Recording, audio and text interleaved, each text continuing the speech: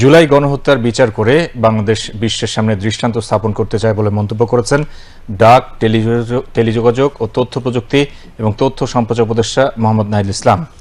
তিনি আজ সচিবালয়ে ঢাকায় সফররত তুরস্ক ভিত্তিক আন্তর্জাতিক জুরিস্ট ইউনিয়নের প্রতিনিধি দলের সঙ্গে সাক্ষাৎকালে এ মন্তব্য করেন। জুলাই গণঅভ্যুত্থানে ফ্যাসিস্ট আওয়ামী লীগ সরকার যে গণহত্যা চালিয়েছে তা এক কথায় কল্পনাতীত উল্লেখ করে তথ্য উপদেষ্টা বলেন, বাংলাদেশের প্রত্যেকটি মানুষ চায় এই গণহত্যার বিচার হোক।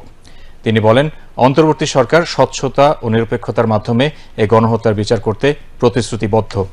পৃথিবীর সামনে এই গণহত্যার বিচার করে দৃষ্টান্ত স্থাপন করতে চায় বাংলাদেশ। সাক্ষাতের শুরুতে জুলাই গণঅভ্যুত্থান নিয়ে তৈরি করা ভিডিও জুলাই অনির্বাণ জুরিস্ট ইউনিয়নের প্রতিনিধি দলকে দেখানো হয়।